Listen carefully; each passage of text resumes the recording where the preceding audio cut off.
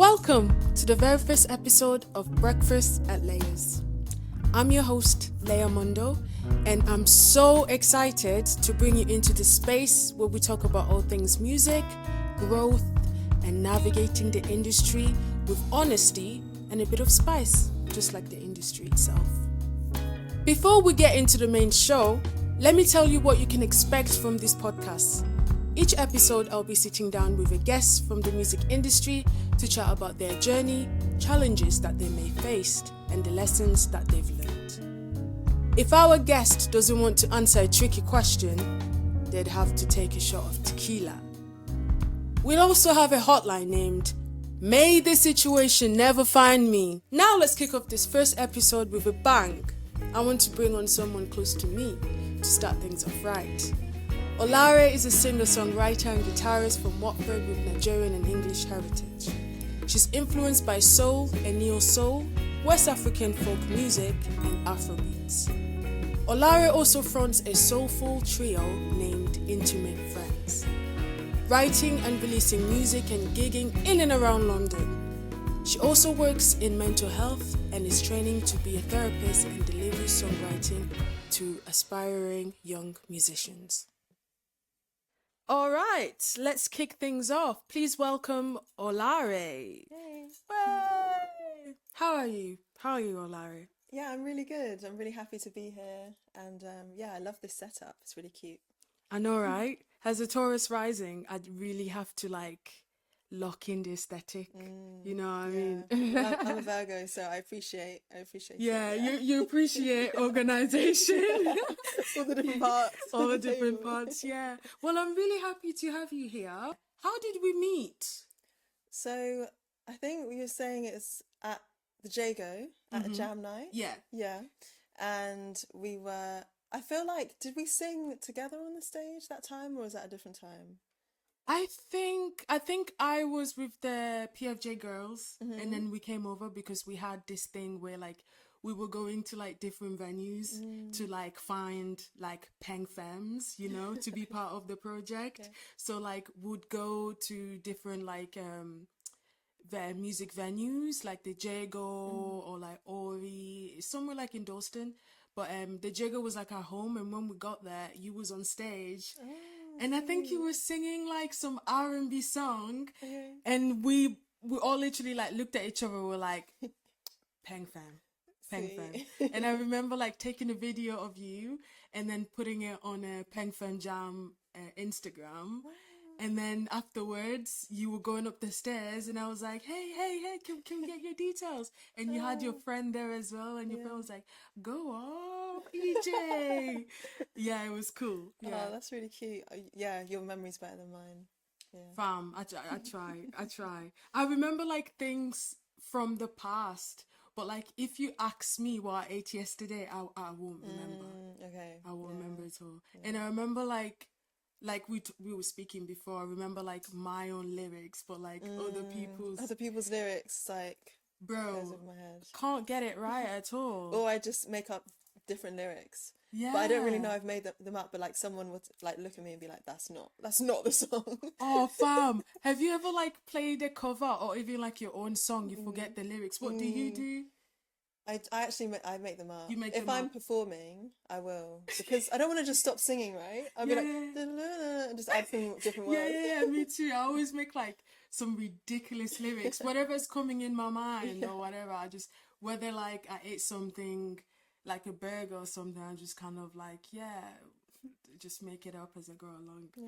But anyway, what's your go-to breakfast? So, kind of boring. It's porridge. That's what I eat most days. I like porridge. Yeah? Porridge is slay. Okay, actually, also, I put on a lot of toppings. Okay. So I do almond butter, banana, some frozen fruit, chia seeds. Yeah, I do it all. Oh, yeah. You sound way healthier than I am. Well, what do you have on your porridge? I just have a smoothie and keep it going. Oh, okay. Yeah. Yeah, I think I would just be hungry. I can do that in the summer. Okay. But I feel like I need I'm quite a breakfast person. Okay. I go to sleep excited for my breakfast. Oh, really? Yeah.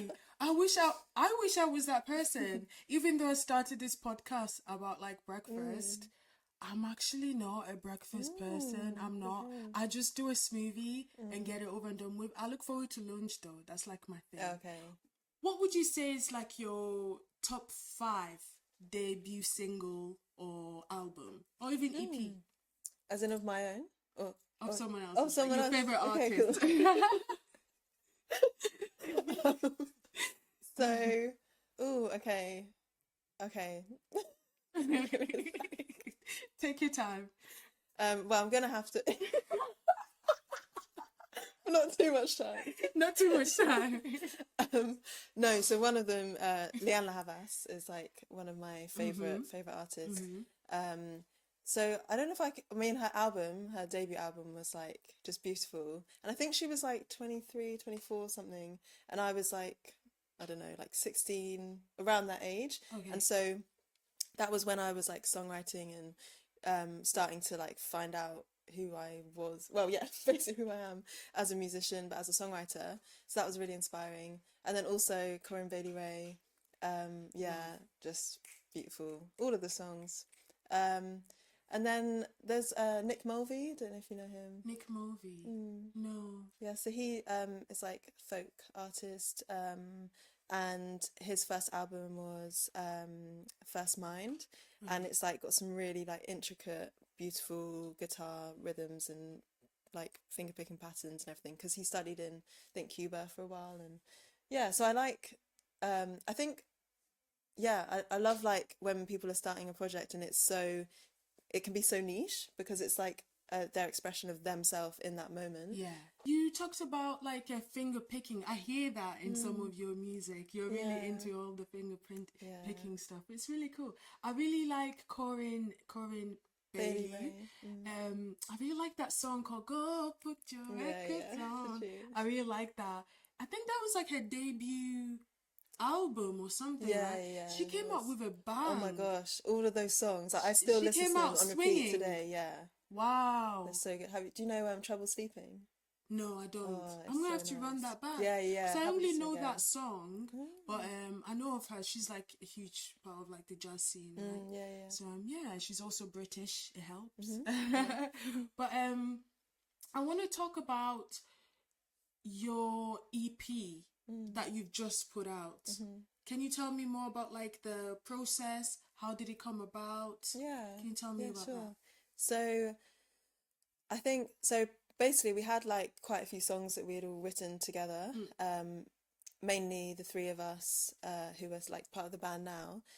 So Tom and Phoenix, and we basically just kind of narrowed down like what's our favorite songs out of that bunch. Yeah. And yeah, so we just like decided to record all of them.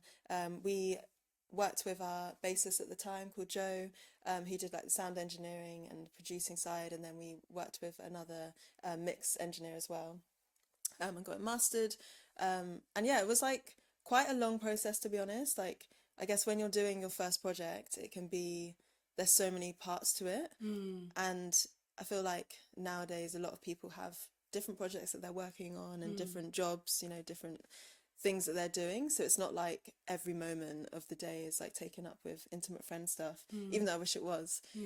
So yeah, it was a long time coming, and there was lots that like happened on the way.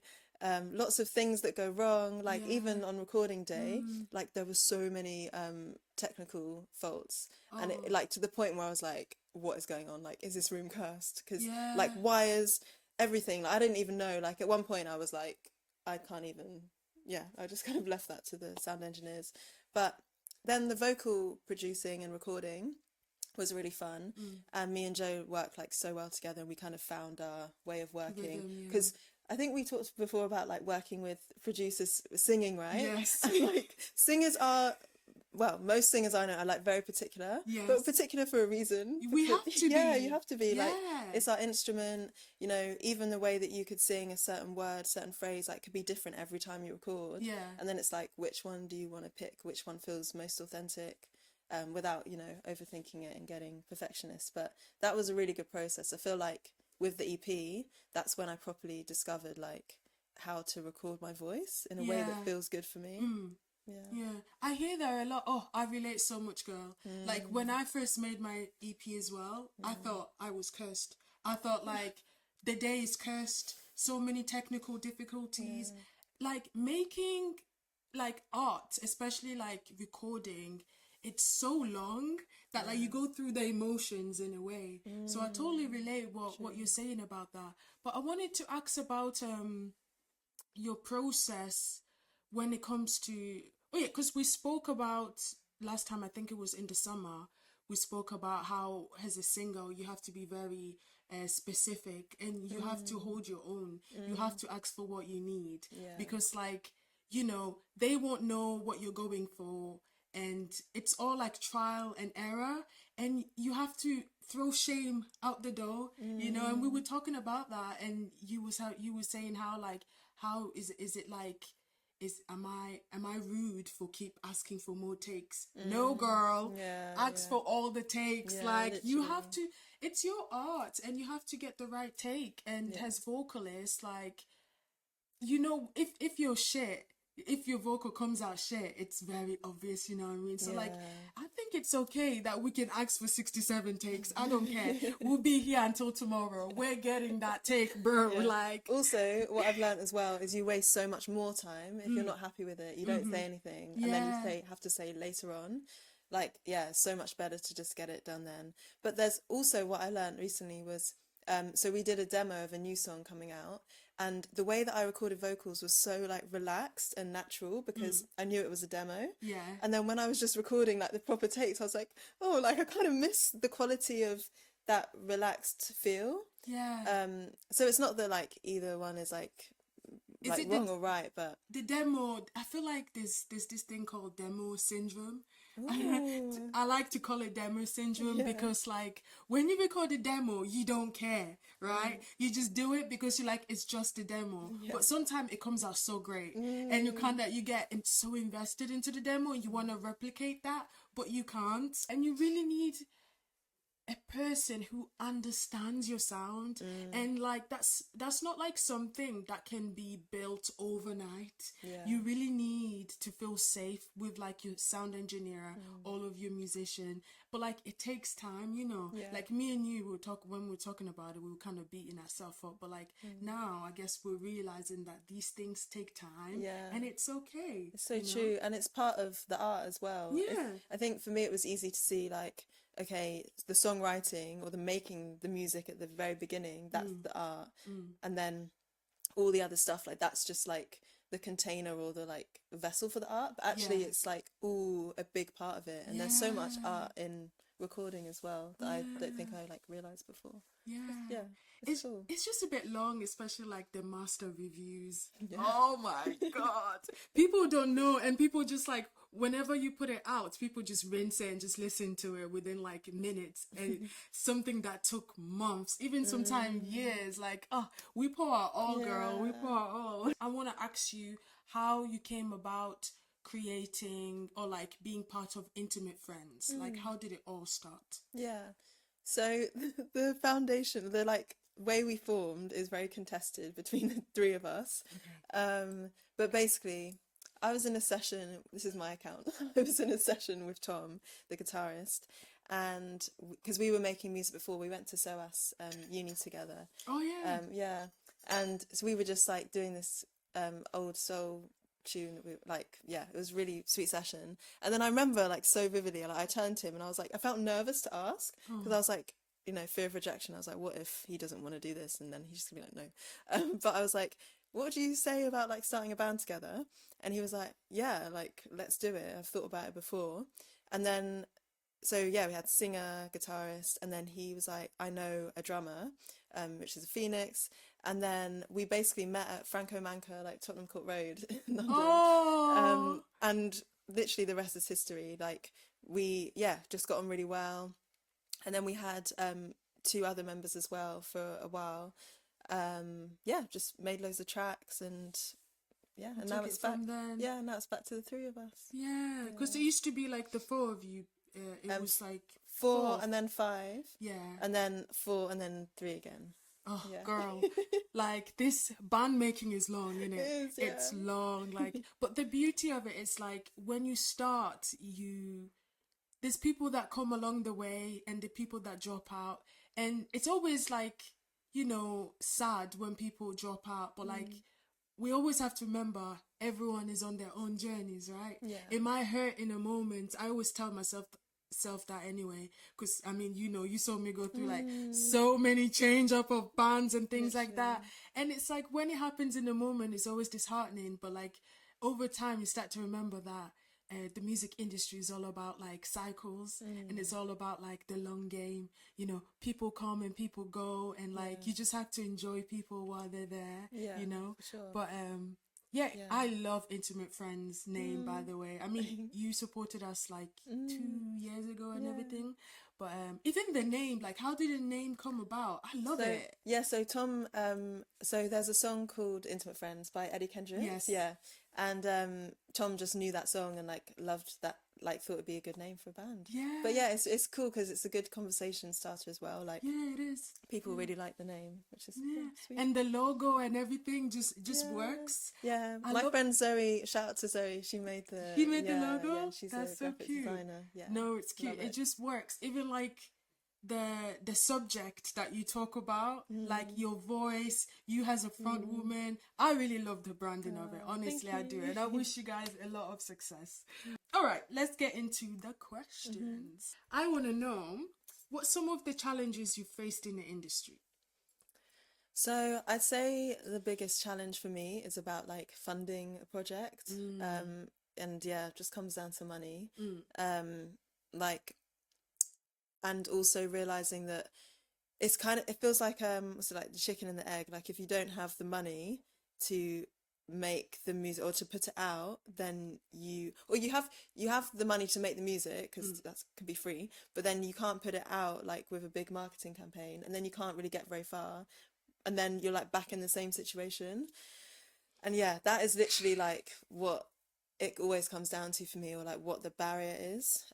So obviously like apply for funding and things like that, but it's so competitive to get. And then I would say, I don't know, I feel like any answer I come up with, it will just come down to money. Like if I was to say, like I got singing lessons for a while by a really amazing teacher, but then again, like to continue I could only have so many before I was like, I can't afford to keep doing this.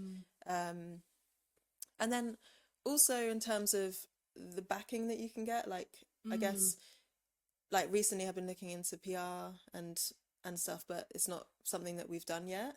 But I've I have a friend who is a singer, and she just said like you kind of need to get in to start that to get to the next level. So yeah, it's kind of like coming up against different things and like thinking, okay, do I have the means to invest in this, or like how could I do it, and which thing to invest in as well, because there's so many different options or like pathways you could go. There is. I can totally relate with that. Like the music industry, like nobody's really making any money. Let's be for real. Like nobody really is. Even the biggest artists, they make money from touring. And you have to invest, and you have to get into the funding game. You really do. And it's really hard, and it's very competitive. I struggle with that myself as well. It's just really disheartening when you have platforms like Spotify who don't pay well, and it's all like, they get money, and then they profit off like everyone else, but then no artist is really making money. I just wish that we'd live in a world where like there are more fundings. I mean, we're lucky that we're in the UK and that we have access to funding. Think about other countries. They don't have what we have. So like I guess like we just have to try and take advantage of those opportunities, even though they're still limited. And I kind of feel like the funding thing can be a little bit cliquey, or is it just me? I feel like sometimes like they fund people that they know have done something, or yada da da da. I don't like that. No, it's really unfair. It's really unfair. But that's what they say, like the music industry and other entertainment industries, it's like you have to, it's all about who you know. And even when it comes down to those more kind of impartial processes, it's Yeah. like it's not. Like Yeah. even like Spotify playlists and stuff, like you can still have a chance to get in, but if you haven't got like thousands of followers or backing from someone in the industry who's Mm. like important enough, you're still like so much lower on the Yeah. list. Yeah. Yeah. What you were saying about like you can invest money but then like to make the product, but then you have to invest money for PR. And then Yeah. you have to invest money for like I don't know, the shows or like Mm. the photography. Mm. It's a lot about money. And I Yeah. was hearing like some artists talking about how like if you're coming from a rich background, you're probably you have more chance to make it in the Mm. industry because then your Yeah. mom and dad can like invest loads of money. Yeah. And he's so right because Mm. like there's a lot of people that I also know who are coming from like all right money, Yeah. and they're doing the damn thing, and you have to understand that it's probably because of that, and not trying to take away from their talent, Mm. but it does It almost all helps. boil down to like having money so that you can have the means to be resourceful with Mm. like how you put out this artwork. All right, next question. What's one of the lessons you've learned the hard way? Oh, good question. um, I feel like this one is, yeah, it's quite kind of one of those stereotypical stories about a young girl in the music industry. Tell me. But like when I first started, so I first started working with other people and writing, it was Mm. like three of us, and then I had a kind of unofficial manager at the time, as like my late teens, and it was that typical thing of, okay, you're like, for me, like I'm mixed race, so it's like you're mixed, like you're young, you look a certain way, like you should make this kind of music. And it was like kind of like R&B, like poppy, in Mm. terms of like that's how they can maybe mold me, Mm. or yeah, like market me. But I, at the time, I was literally writing like, I mean, I said my influences were like Corin Bailey Rae and Leanna Yeah. Havas, right? Like it was Yeah. very like folky and like on the guitar. Indie. Yeah, it was Yeah. just like really like mellow and chill and like with nice guitar patterns and stuff. So I was, yeah, that was the lesson where I went with that and just did like a couple of songs. And I mean, I don't regret it because I don't really regret things that along the way, because it Mm. obviously like shapes you and it helps you Yeah. reflect and, Yeah. lead you closer to where you want to go. Yeah. But yeah, it was just one of those times where I could feel like it wasn't really the direction I wanted to go in, and I wasn't really being seen like for what I was trying to create. Mm. Um, and yeah, they did see like they heard me play the songs on guitar, and that we're kind of trying to recreate it a little bit, but it just became like very produced, and you know Yeah. how it goes. And yeah, so that was one of the things, was like, okay, I don't want to do that again. Like I know who I want to be as a musician, as an artist, Mm. and what I want to like write about, and how I want it to sound. Yeah. And at the same time, like it's taken me time to get there, I didn't know that Yeah. straight away. So I guess, yeah, I had to go on that journey. But yeah, it was still frustrating. Yeah. Yeah, I understand that completely. Yeah, when you first start out, you're obviously still looking for like your sound, I guess. Mm. And like you said, you're kind of like you don't have regrets because it got you now to Mm. where you want to be, Mm. which is now you understand your sound a bit more. Mm. But it's still really frustrating when you as a black woman, Mm. when you go to a producer or whatnot, they want to mold you into something that's more black, let's say Mm. that. Yeah. I find artists like Rachel Chinuriri very Mm. interesting Mm. because she started out as like, figuring out just like we have, and then she realized actually I want to make indie music, but then they kept trying to label her as Yeah. like R&B, soul, and she was Mm. like, no, I make indie music, Mm-hmm. and she stood by that, and now Yeah. look at her. Yeah, yeah, she's So doing so well. I guess it's so important to like obviously like listen to what's going on around you, but don't let anyone box you in something that you don't Mm. want to do Yeah. just for the sake of like,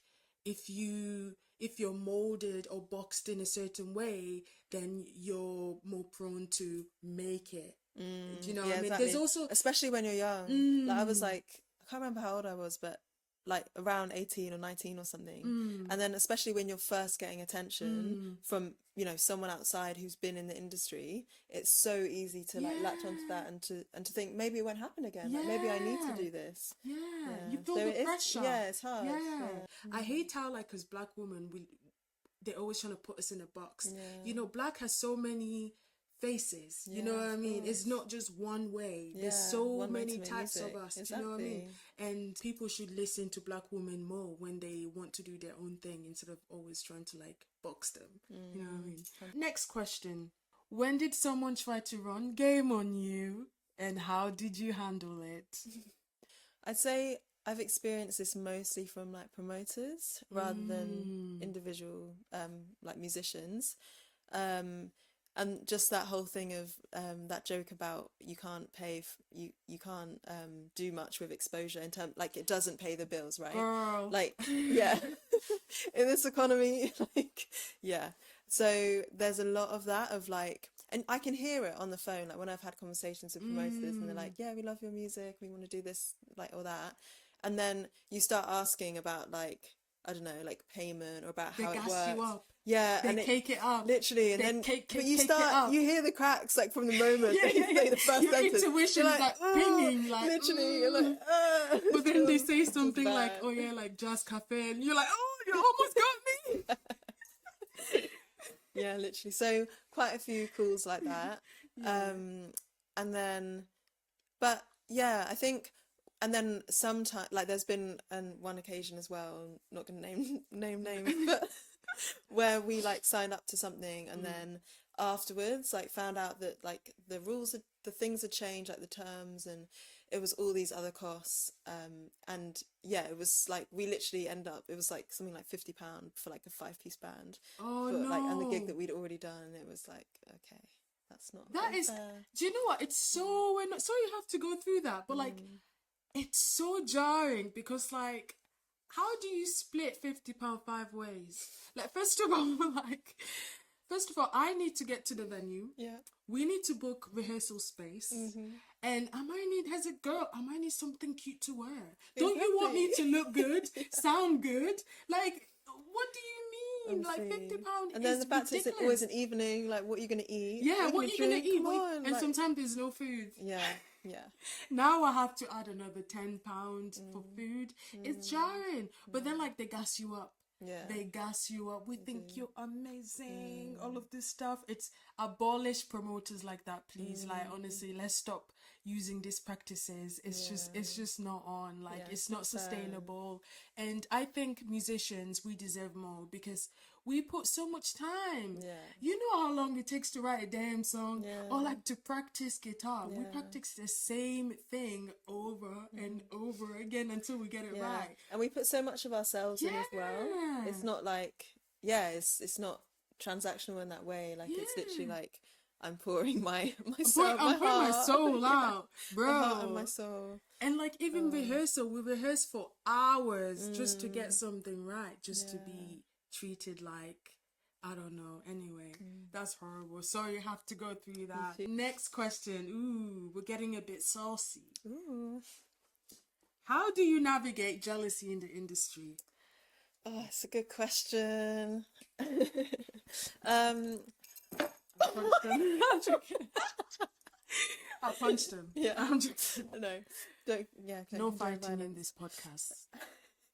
I would say, okay, for myself, because jealousy is a normal emotion. Yes.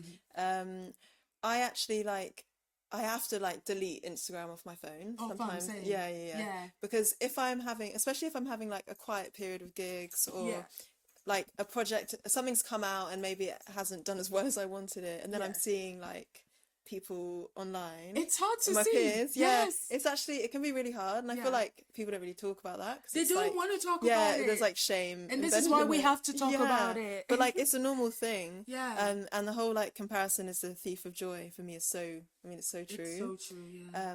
So yeah, I do that. And then, I feel like for some gigs or even jams, like, you're talking about how things can be quite cliquey, like even funding, like feel like in certain spaces as well, be quite cliquey, and it's like, it's such a shame. It is. And I was reflecting on this, and I was like, it actually takes the fun out of the It experience. does. Like, how is it? Is that fun for them? They truly. So like, are you having fun? Are you having The fun? fact that like you probably know I'm more talented than you, but like you want to shit on me, or sometimes they're way more talented than you, but they still shitting on you. How does that work out? No. Like I just feel like shitting on anyone. Like, even sometimes it's in the looks or it's in the vibe, right? sometimes they don't even say anything. You Yeah. you can smell the negativity like attacking you. Or sometimes, like, say if it's a few musicians are playing, like there's a singer and like guitarist, whatever. Then like a couple of them would be so nice. Yeah. And then one would just be Because they're probably throwing at you. They're like, who is this gorgeous woman with like this beautiful voice and whatnot? No, it's jokes. It's yeah, hard. sad. It's hard, but you're right. Comparison, it literally is the thief of joy. I do go through those times. Like when I was having my moment a few months ago, I was like, yeah, no Instagram. I'm just like, I can't deal with this because it's a normal emotion. And I don't want to say like, you know, anyone who's jealous is automatically a horrible person. No, but like what makes you a shitty person is if you act How you on act, it. exactly, yeah. Like me, like from what you said, when you feel jealous, you just delete the gram. Do you know how easy that can be, guys? Do you know how easy that can be? Instead of sending like your own negative emotion, just go off the gram. And that's exactly what I do. I will like delete it, or sometime it like, I don't know about you, does it not make you want to go hard more? Like it makes no, me definitely like, it can have that you know, effect as well. like I pick up my guitar, I'm like, I'll show her who's the and that's how I deal with it. Like I'm never gonna like act a certain way. Like if I saw towards you in a someone jam else. and you're amazing, I just like you will never catch me Why? doing that.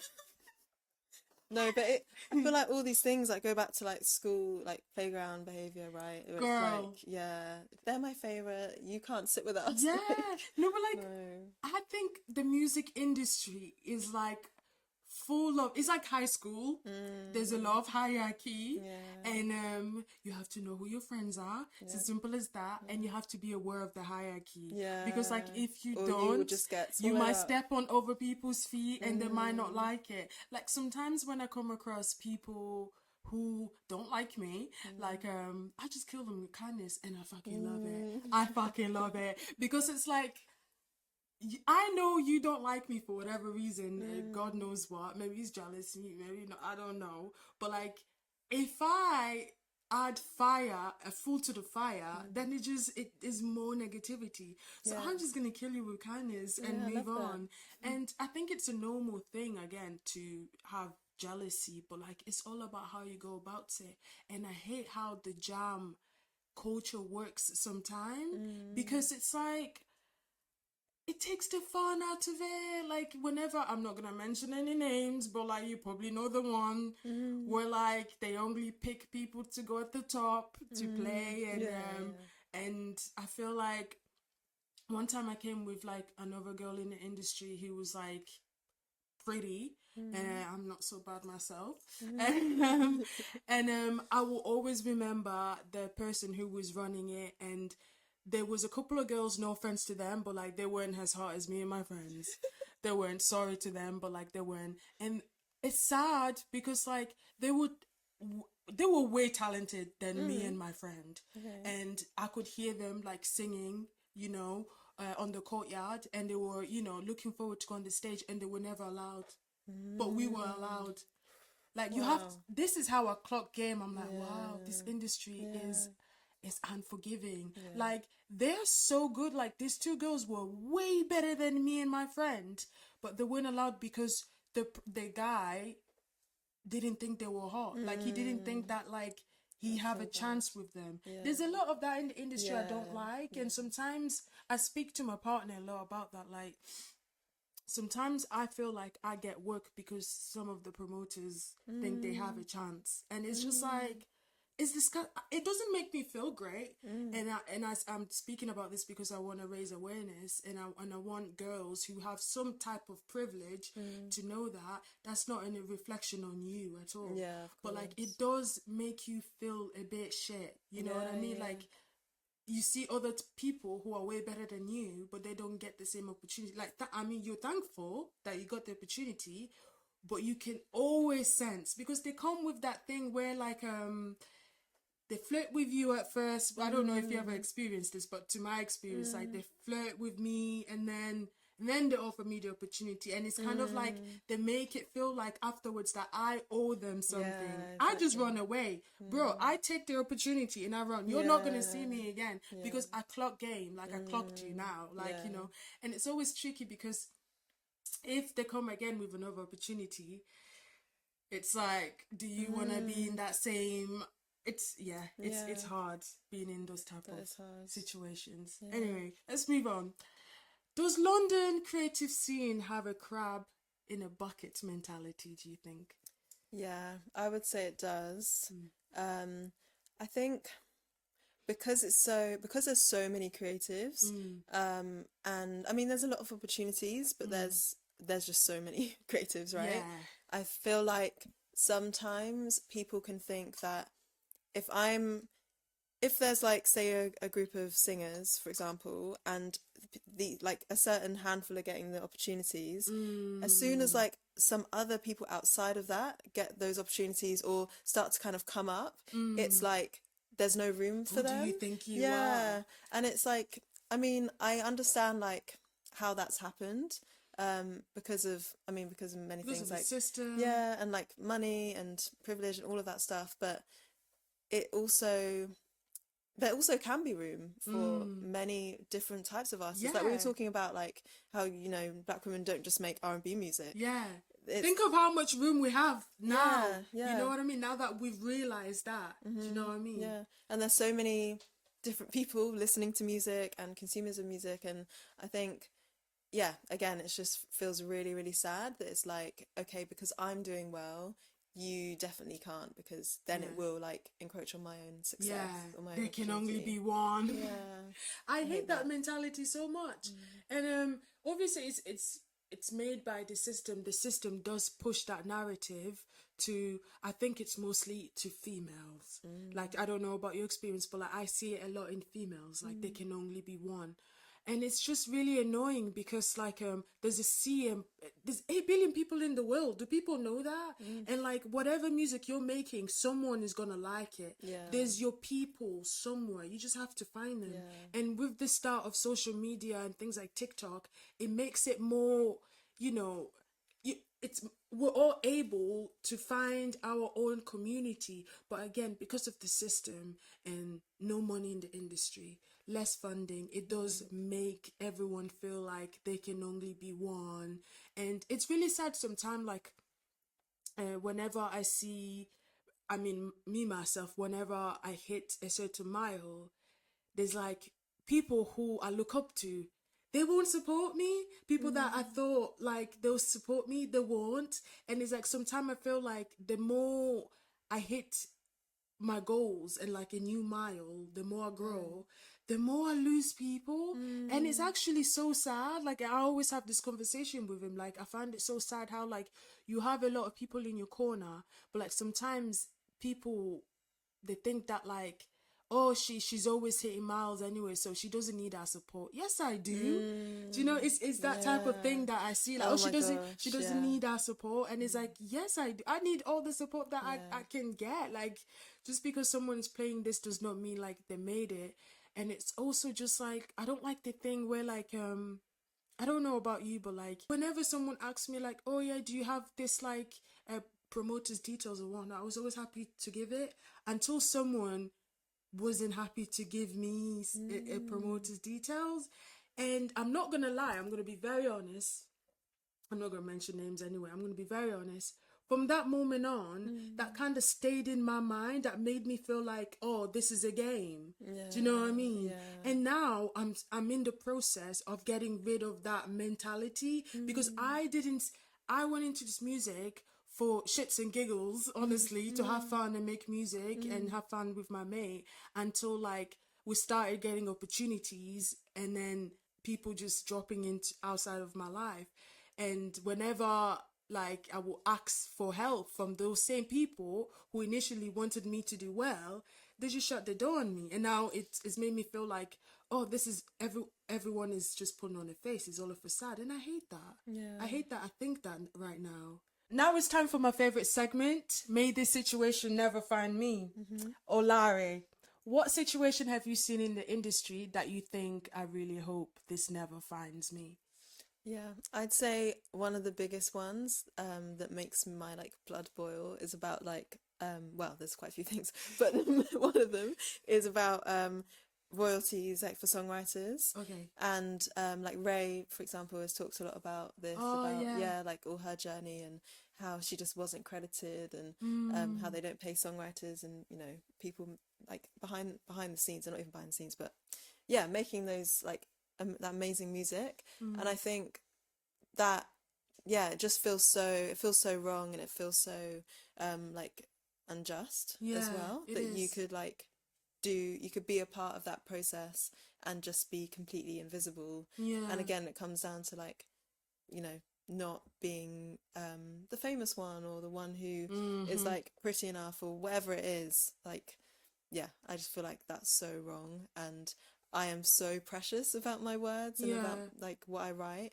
And so if that was to ever happen, that would really be hard and heartbreaking. Yeah, it's so disheartening. Like, Mm. imagine if you wrote something and then someone just takes all the credit up and doesn't credit you. Yeah. That's such a awful thing to experience. But like, I really appreciate how Ray is using her voice and her platform to shine a light in this matter. Now let's switch it up and hear from our listeners.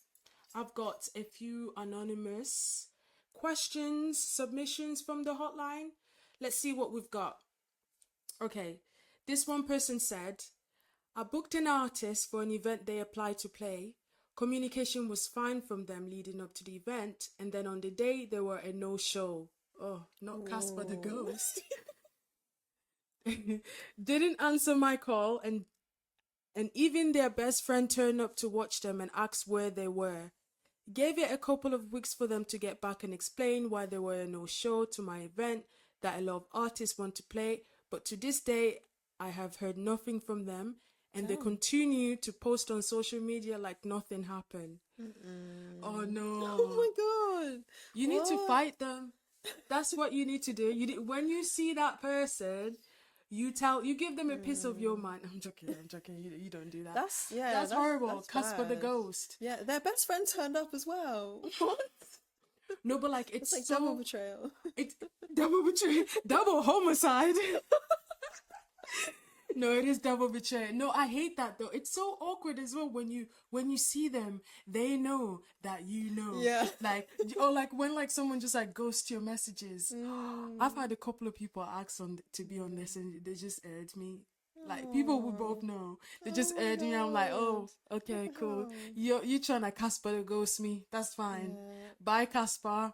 The second one is, I went to my first industry event when I was 20, and they told me that in order to be successful, I needed to start my career earlier.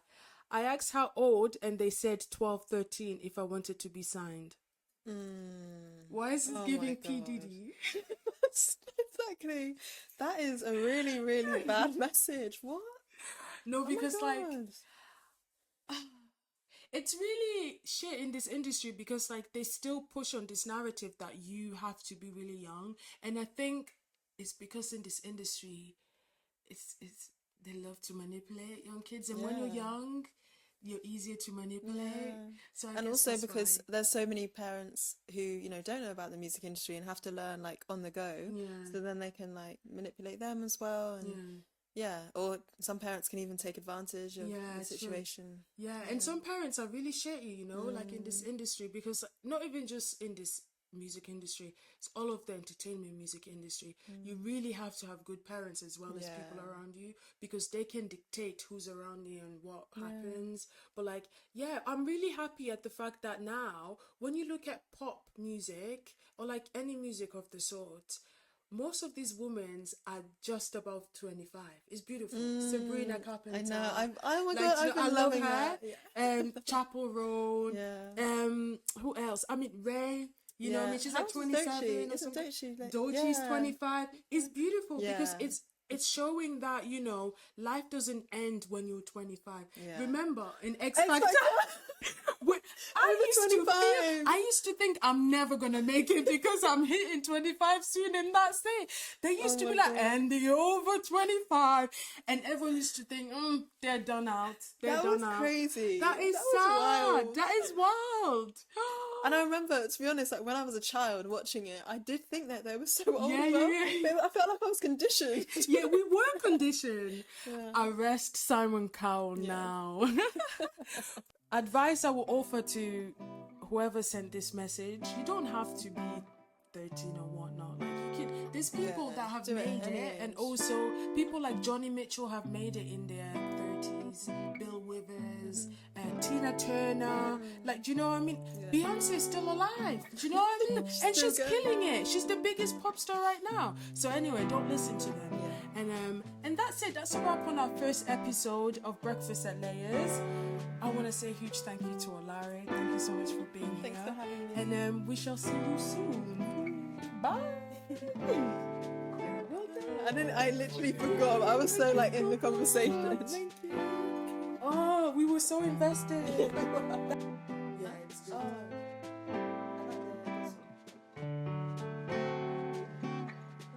So first, Yeah, I really have